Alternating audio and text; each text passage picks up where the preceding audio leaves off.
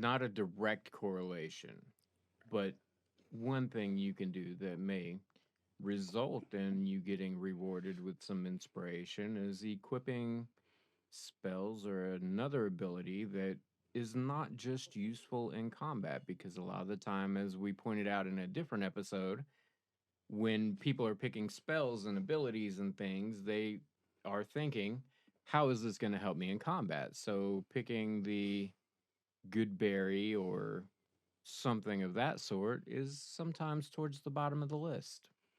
I imagine spellcasters just like looking at their spell list, and they're like that dude from the show where they make knives, and they're like, "But will it kill?" Yeah. Yeah. So we haven't been doing anything to puppets. But no, yeah, definitely. Like you are really notorious, and I've brought it up several times about bonfires. You almost always have bonfires, and you will find Bonfire's a cantrip. yeah, but you will find any way to weasel in a bonfire like every session. Well, the thing about the bonfire, it's concentration. You, as a druid, when you go into wild shape, can keep up concentration. So if I were to say put a bonfire on the ground, go into wild shape as an octopus or something else that can grapple, I could conceivably grapple somebody and move them into my bonfire. But you also use them as distractions to like destroy shit, to block exits. Like you've used them not just in combat, but you've used them for a plethora of other things. They are like the equivalent of your ball bearings. Like I tried to find multiple ways to use ball bearings. You were like, I'm going to use bonfires. I think one thing players don't often think about enough is controlling the battlefield, Oh yeah, because definitely. your DM picked that battlefield for a reason, It was the and easiest map to get. you can make them regret their choice of that particular battlefield with a choke point. True that. And you're the master of making the DM regret things. but True. but non-combat related spells don't get a whole lot of love. They don't. But when used cool, I love them. Oh yeah.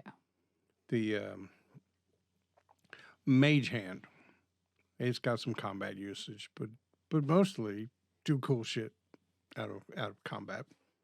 Um, I like Tensor's floating disc. that one's Yeah. a good one. I think it's just great for like when you're moving around in a dungeon and you got to move something like you got to get people. I love Tensor's floating disc. The visual, and when people use it, I'm like, fuck When yeah. the DM says, "Yeah, but how are you going to carry all that loot out of here?" Uh-huh. Poof, Poof. Tensor's floating disc. Yeah. I think a couple of times we tried to figure out if we could use that one in combat in previous campaigns. Like, probably Tim or somebody was like, hey, if we had that floating disc, we could fly in there. And It was probably also when we were giving +2 for having the high ground advantage. You know, Yeah. I'll I'll just stand up on the disc. It'll be fine. +2 for every one of my shots. But like spells or abilities that allow you to alter the course of conversations or to find certain things. The dolphin story. Perfect example. Every time. I mean, it's The kind fucking of dolphins. Perfect the tip example. of the iceberg for, Very, very tip. yeah. But yeah, I like ones that can alter the change, like a conversation, like I've Speak to animals. or like Histic can make you reroll certain charisma based events, like persuasion and intimidation. I think things like that. message is a good Oh, one, yeah. especially if you're splitting the party. Never split the party. Sometimes. Alarm is pretty good, though. Alarm Oh, is I good. love alarm. Generally kind of a combat spell because it leads into combat usually. Right, because we're having a long rest and we put up alarm, and it's tough though as a magic user, right? Because all the shit and the threats to your life You're so typically squishy. happen in combat, and so I'm looking at a set of spells, and I got one slot left. I can pick one for, and I can pick alarm, or I can pick Yeah. catapult. I can definitely see the draw of, Yeah, the alarm will let me know they're there. But if I don't take Fireball, it doesn't matter if I know they're there. I'm Always still going to take die. Yeah, Fireball. always take Fireball. But like I And can say, but counter spell. I think definitely if you know, like in your group, there's a lot of groups that have like these ebbs and flows, or they'll have like combat times, and then they'll have a few days or sessions of interpersonal and role play type stuff. Then you can really dive into those other spells, and that's really cool. I think games that lean heavier on the other two pillars, role play and exploration, there's a lot of room for those kind of spells in there. One thing about not necessarily D&D, but like in Call of Cthulhu, taking skills that are using skills that are interpersonal skills, persuasion and psychology and psychoanalysis, things that aren't necessarily firearms and drive auto that would help you in a combat situation, but help you achieve those goals and get to that endpoint and find those things and talk to characters instead of having to break into their office and things like that. I definitely try to find. I think in Call of Cthulhu, I do more of that using either abilities or skills that are outside of combat because there's so much more outside of combat. But I definitely think that same vein can be used in D&D of building your character up to be able to have these abilities outside of a combat situation. Because we didn't ever do that in D&D. I always gear my people up for like to the teeth, ready to kill. So the game I'm playing online, we're playing Descent into Avernus or Avernus, depending on whether you're from Dallas or Fort Worth. They're right next to each other. So, the DM in that one, brilliant, I thought. At character creation, he told us we could all take 1 feat Love that. that could not be combat related. So flipping through the feats, there's not a lot. You really had to look for them. I forget what mine was, but I've used it several times. It was, I wish I could remember the name of it, but it allowed me to like read lips across a room. And, Yeah, and I've taken that feat once before.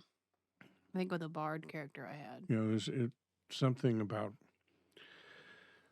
alertness, but it wasn't the alert feat. But it was One of something those else like things. that. But yeah, it was took a long time to find what feed am I going to use that it does not have that. But then that kind of pushed us into using those